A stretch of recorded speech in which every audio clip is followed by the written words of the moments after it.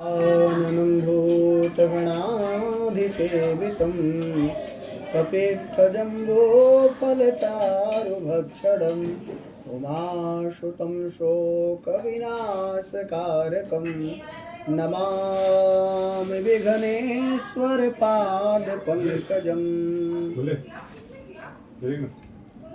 भगवान की कथा।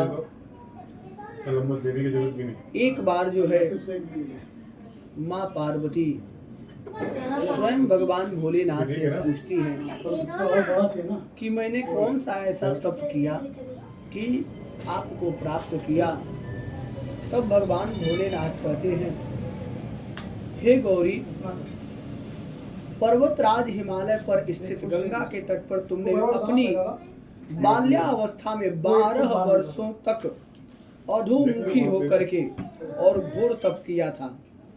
इतनी अवधि तुमने अन्न न खाकर, पेड़ों के सूखे पत्ते खाकर चबाकर व्यतीत किए।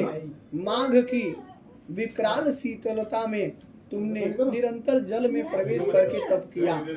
बैसाख की जला देने वाली गर्मी में तुमने पंचाग्नि में शरीर को तपाया।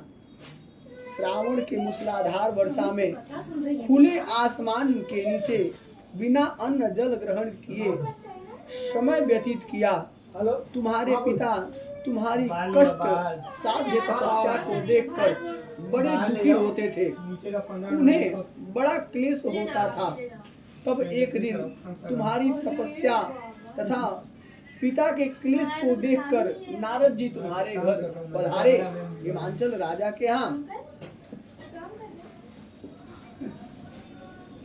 तुम्हारे पिता ने हृदय में अतिथि सत्कार करके उनके आने का कारण पूछा। देवर्षि नारद जी का वहां आना, भगवत कृपा होना,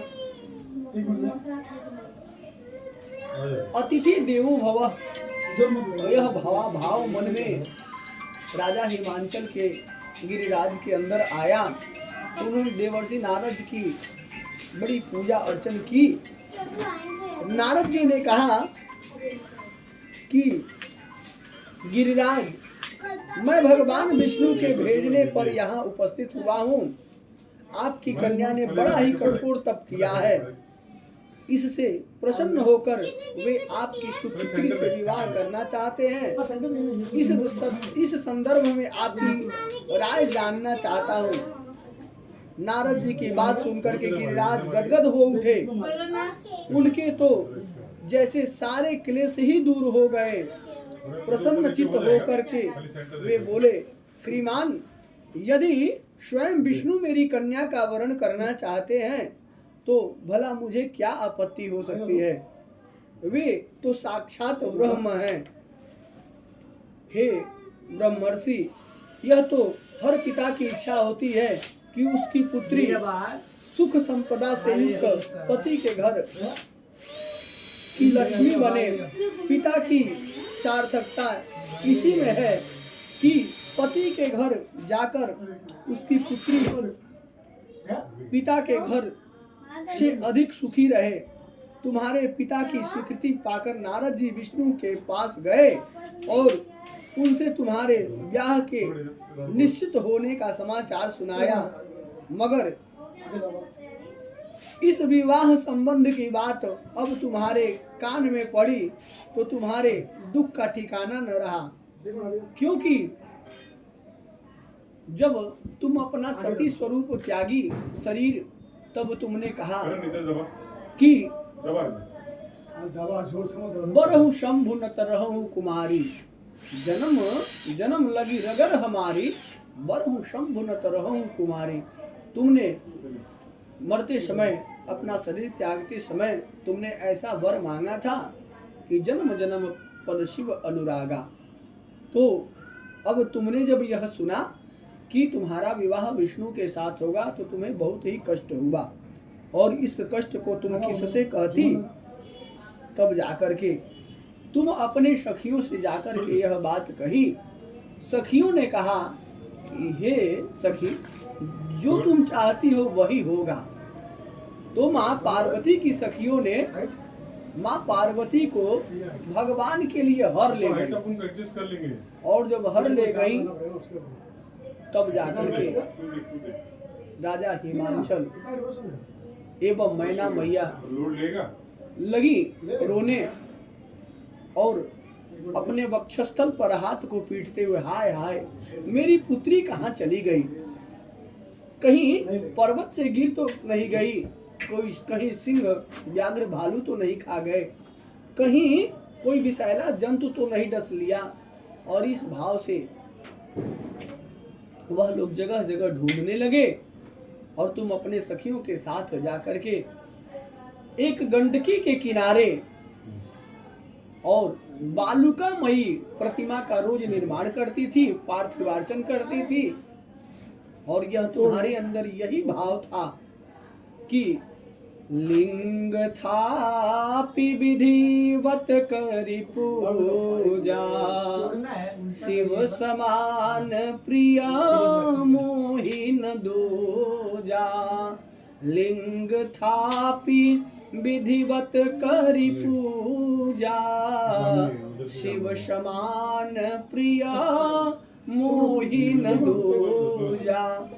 और तुम वहां तपस्या कर रही थी, प्रतिदिन तुम ऐसे ही बालुकामयी प्रतिमा का निर्माण करके पार्थिवार्चन करती।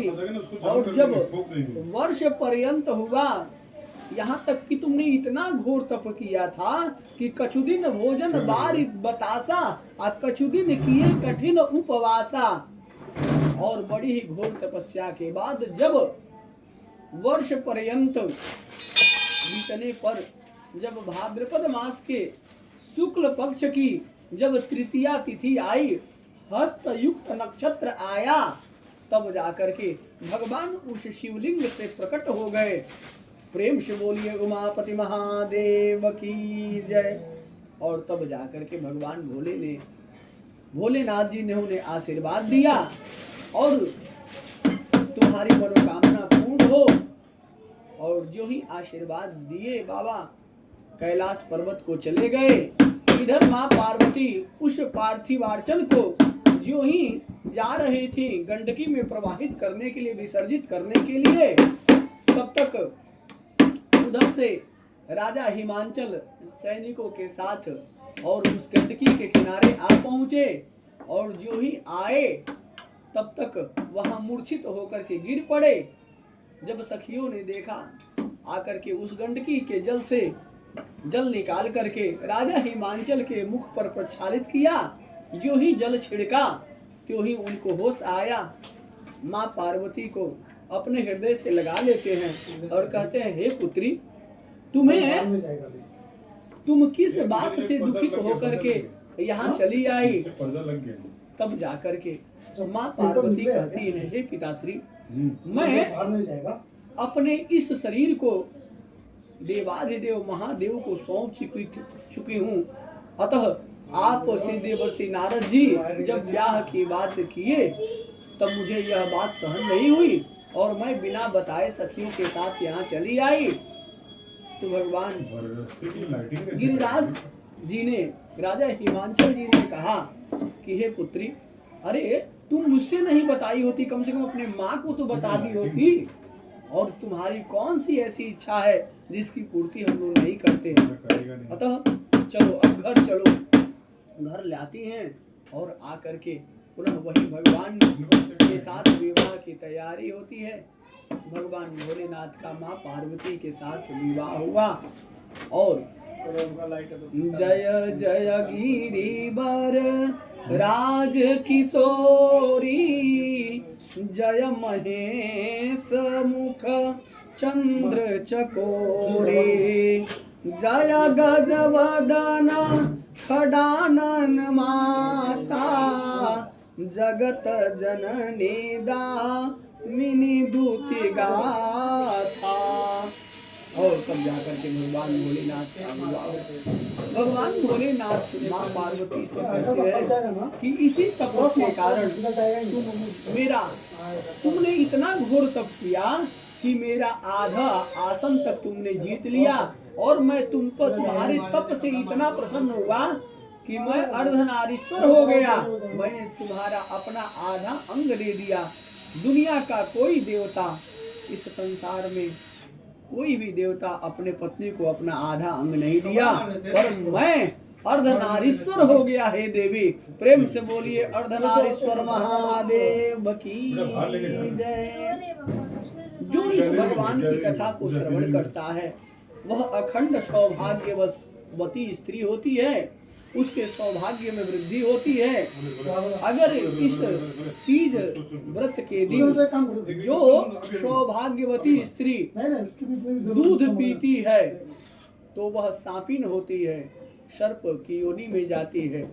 जो स्त्री इस तीज व्रत के दिन मिठाई खाती है वह चींटी की योनि में जाती है। जो सौभाग्यवती स्त्री इस तीज व्रत के दिन जल पीती है वह जोंक होती है। अतः जो स्त्री आज के दिन फल खाती है वह बंदरिया होती है। अतः इस दोष से बचने के लिए अपना यह जीवन धन्य हो जाए, हम उमापति महादेव के अपने पति के प्रिय बने रहें, इस व्रत को अवश्य करना चाहिए।